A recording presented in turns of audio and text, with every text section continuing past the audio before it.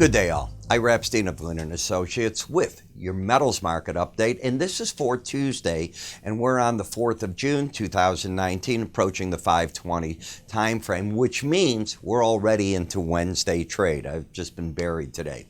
I know that a lot of you wanted my gold report, and to make a long story short, it's there for you.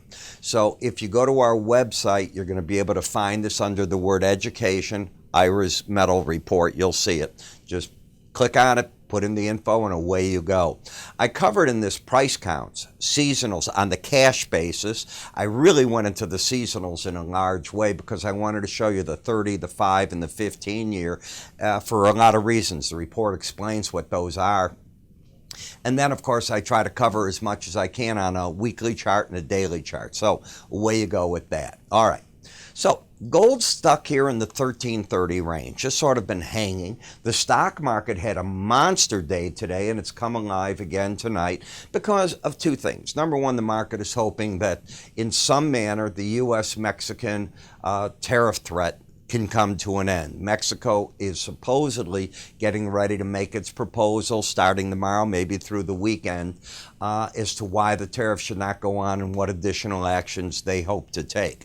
Already Republicans are balking against the president. I said Republicans against putting these tariffs on, but the president will go ahead with those tariffs if Mexico doesn't go far enough. That's just his nature, and it's what he's done. Energy prices getting hit because if you saw the API numbers, monstrous, a net build of about 12 million plus barrels. 12 million plus is a monster number. They're looking tomorrow on the EIA numbers for something closer to a million draw. So they're pretty far away. We'll see what happens when that comes out. And the gold market, well, interesting time because it's trying to figure out what to do with everything. Where does it go? When we look at a weekly chart of closes, you've had a surge in this market that is carried up, and still for the week, you are up on a closing basis, only the first 2 days of the week. Well, actually, that's not true. I'm into the third part of it because we're already in Wednesday trade, up $17. The market is on a spike. It went from right here just under 1280 and soared up to the 1335 level. In the gold report, I give you some price counts and all. You've got to see the report to understand where we're at. When you take a look at the action, you've got higher lows, higher highs on the swing line. That's bullish. The 18-day average is not over the 100-day average. You need that to really get a bull market going. And what I mean by that is typical bull markets over time, ones that are going to last, keep the shorter term averages over the longer term. You're not doing that right here. When you look at Bollinger Bands, you got over the Bollinger Bands for 3 days. Now the question is, are you going to pull back in it? As of tonight, you're trying to do that. Support comes in first at the 100-day average of closes, resistance the upper Bollinger Band, and momentum is overbought in this market. So I have an overbought market that I think got stretched out a bit. We'll see what goes with it now. In the GLD ETF, the market's 3 days in a row up and over the top band. It's got a base that it's built in this sideways action, similar to the futures. First support comes in at the 100-day average, which happens to be over the 18.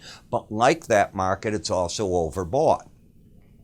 In GDX, the popular gold miner stock ETF, sideways action. You've got a base that has been built. The market soared off the base, spent a lot of that energy. Now the question is, does it start pulling back under the Bollinger Band? None of these charts are bearish. Just because you're ready for a correction because you're overbought and over the upper Bollinger Bands, and it doesn't mean it has to correct. I mean, something happens overnight, who knows? But the odds are favoring that right now.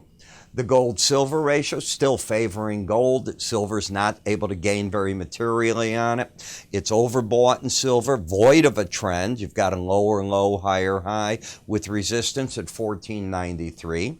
The copper market's interesting.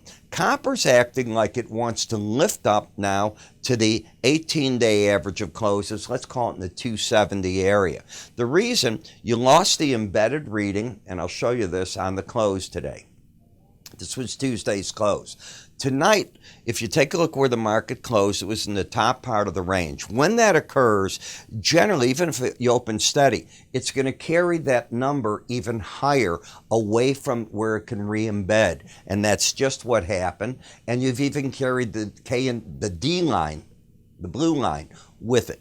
So the odds favor that to get this market back in the balance, that's all that it is, the way I teach the slow stochastic, price and the 18-day average are likely to come together. In the platinum market, I'm looking at a market with a lower low that went to the 18-day average when it lost the embedded reading. See it right here? And it's gone into a stall pattern.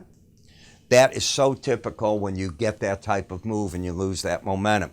Now what the market has to do is work out of this oversold condition, because any of the numbers in the slow stochastic that are still under 30 that's left when you lose the embedded reading means the market's still oversold.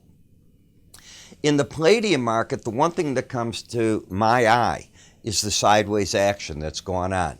That occurred because from almost the first of the year on, Palladium went nuts in price to the upside, and instead of going into a state of collapse, yes, it gave up the best values that it had in the 1550 level. It's consolidated about $200 under that.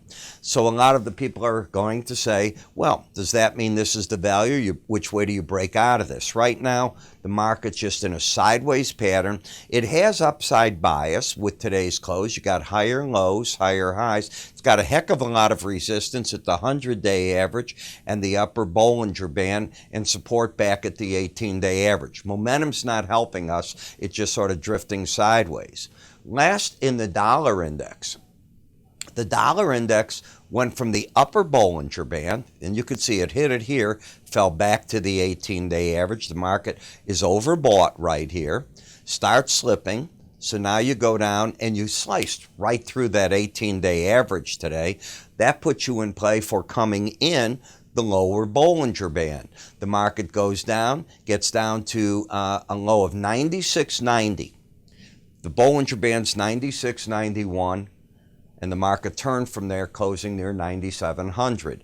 So now the question is, what next? Well, how I'm reading the chart is, number one, it's oversold.